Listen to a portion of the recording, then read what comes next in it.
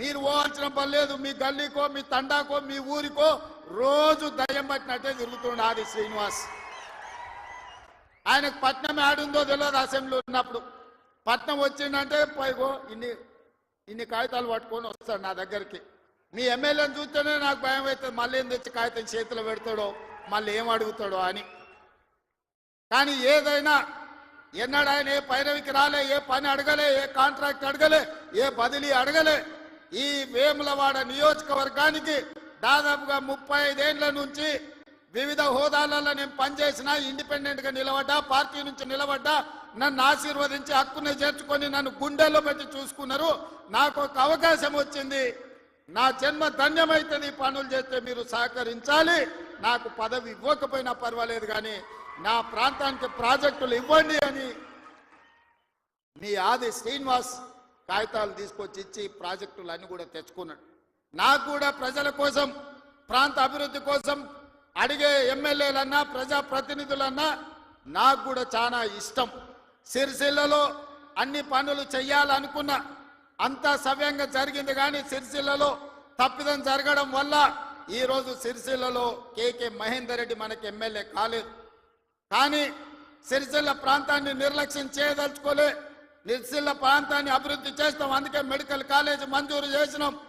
అదేవిధంగా మా చేనేత కార్మికుల కోసం యార్ను డిపో రాజన్న సాక్షిగా వేములవాడలో ఈరోజు పెట్టినాం. ఈ ప్రాంతంలో ఉండే నేతన్నల్ని, గీతన్నల్ని, గల్ఫ్ కార్మికులను ఆదుకోవాలనేది మా విధానం.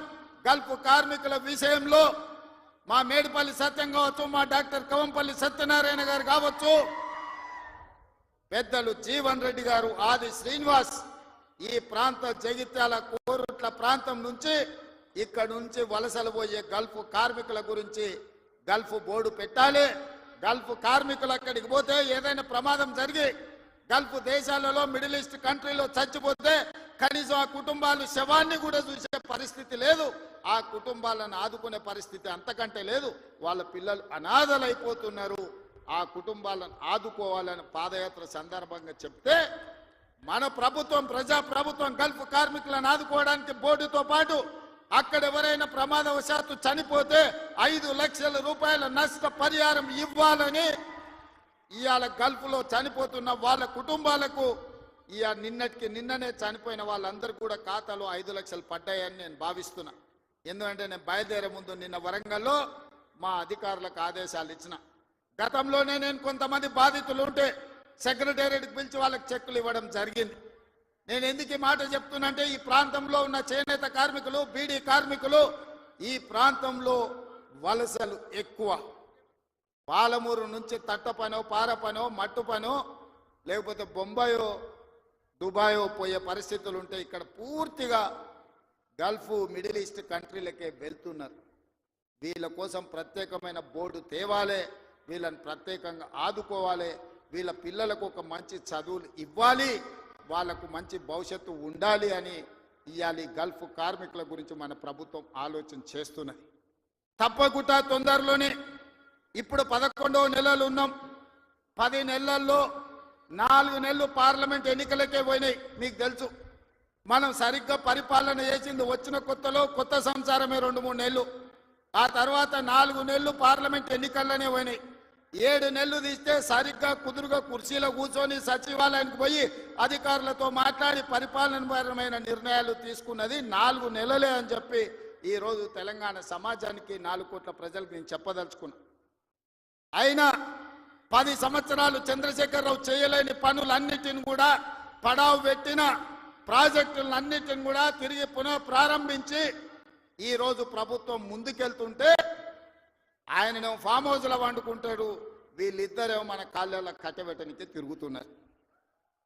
ఏలేశ్వరం పోయినా శనీశ్వరుడు వదలేదు అన్నట్టు ఇవాళ ఓడగొట్టి ఇంట్లో వండబెట్టిన అసెంబ్లీ ఎన్నికల్లో అధికారం పోయింది. పార్లమెంటులో సీట్లన్నీ పోయి గుండు 0 వచ్చింది. ఇప్పుడు వాళ్ళకు మెదడే పోయినట్టు అనిపిస్తుంది. అసెంబ్లీ ఎన్నికలలో అధికారం పోయింది, పార్లమెంటులో ఉన్న సీట్లన్నీ పోయినాయి. ఇప్పుడు వాళ్ళ ఏషాలు చూస్తుంటే ఉన్న మెదడు కూడా దొబ్బినట్టే నాకు అనిపిస్తుంది. ఏం మాట్లాడుతున్నారో నాకైతే అర్థమవుతలేదు. 10 సంవత్సరాలు మీరు ఇవన్నీ చేసి ఉంటే ఇవాళ రైతులకు 18,000 కోట్ల రూపాయలు 25 రోజుల్లో 23 లక్షల కుటుంబాలకు రైతు రుణమాఫీ చేయాల్సిన అవసరం నాకు వస్తుండేనా? 10 ఏళ్లలో నువ్వు 1,00,000 రూపాయలని 4 విడతలని మిత్తి కడతా అని అసలు మిత్తి కలిసి తడిసి మోపెడై రైతులు దేశంలోనే ఆత్మహత్యలలో 2వ స్థానం తెలంగాణ రాష్ట్రం వచ్చిన సంగతి చంద్రశేఖరరావు గారు మర్చిపోయినట్టున్నట్టు. మహారాష్ట్ర మొదటి స్థానంలో ఉంటే ఈ 10 సంవత్సరాలు తెలంగాణ రాష్ట్రం రైతుల ఆత్మహత్యలలో 2వ స్థానాన్ని ఆక్రమించింది. నువ్వు రైతు రుణమాఫీ చేస్తా అని మొదటి 5 సంవత్సరాలు 1,00,000 రూపాయలు చేస్తా అని 4 విడతలని